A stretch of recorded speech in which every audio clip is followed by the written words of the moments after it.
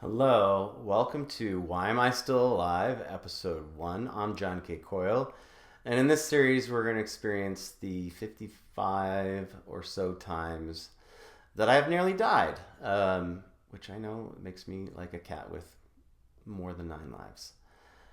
The first episode is Zombies in Czechoslovakia. It was 1991, and I was competing for the U.S. national team based out of Incel, Germany, and we got a rare 3-day weekend off. And I really had always wanted to go to Prague, and so par for the course, I hitchhiked from Incel to the German border with Czechoslovakia, where I paid pennies on the dollar for a train that took me to Prague. And then I spent a few days in Prague, which will be its own episode because that was quite the adventure. I think that's episode 15.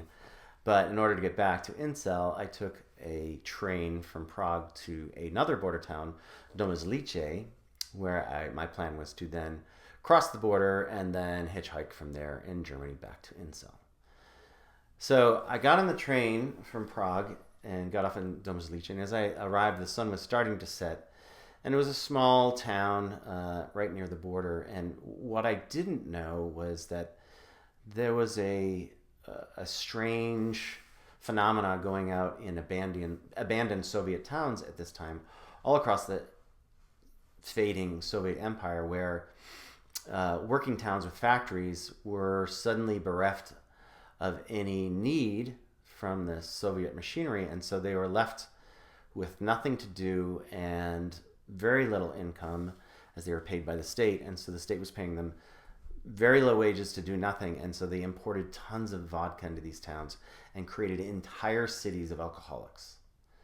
And all the young people, by and large, left, and so what you're left with is the older people, drunk all day, with nothing to do, no purpose, nothing in their stores, nothing in their shops. And what I didn't know is Domyslice was one of these towns. And so I arrived on a Saturday evening where, unbeknownst to me, the entire town was drunk when I arrived. And they were all out, all wearing black, all in their 40s, 50s, 60s. And as I walked into town, I'm wearing the bright red, white, and blue of the U.S. team colors because that's all I have. And everyone else in town is only wearing the black and gray of the standard Soviet issue.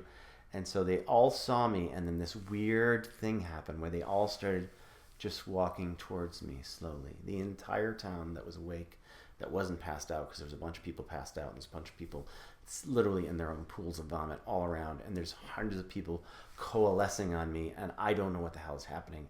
So I just start running. And I run away from town, I cross the tracks, I run down the highway a couple of miles, and I think I'm finally safe, and the sun is really starting to set, and I'm like, man, the border's still like 5 kilometers away, and it's getting dark, and it's getting cold, and just then a minivan comes screaming around the corner, and I stick my thumb out, and I say, hey, as he stops, hey, can I get a ride with you? And he had some English and some broken German. I had some broken German. He said, yeah, I can take you. And so he's like, but please, right now, please, I need you to look away. I have to do something in the van, and I don't want you to see. I thought that was weird, but I was so desperate to go across the border that I just waited. And he was shuffling around for quite some time, 10, 15 minutes. And finally said, okay, ready. And so we get back in the van, and we're driving to the checkpoint. And as we get there, we pull up, and the security says, hey, what's in the back there? You got a bunch of boxes. He said, oh, it's just empty boxes. So they go around, open the back of the van. It's empty cigarette boxes, just tons and tons of empty cigarette cases and cartons. And they're like, okay, off you go. And so we pass through border control. We drive like a half a kilometer down the road, and he's cackling to himself. He's so happy. And he's like, I did it again. And we pull over, and he has stuffed every seat, the engine compartment, every part of this vehicle with cigarettes from Czechoslovakia, which he's going to import back into Serbia, which is where he's going back to, and make a huge profit. And so they were underneath my seat and everywhere else, and he puts them back in the boxes, which he kept in the car, which still astounds me.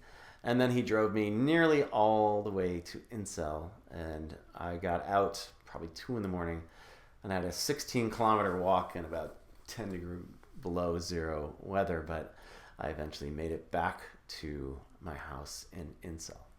Please comment and share. There's links above. There's also a link for the next episode coming soon.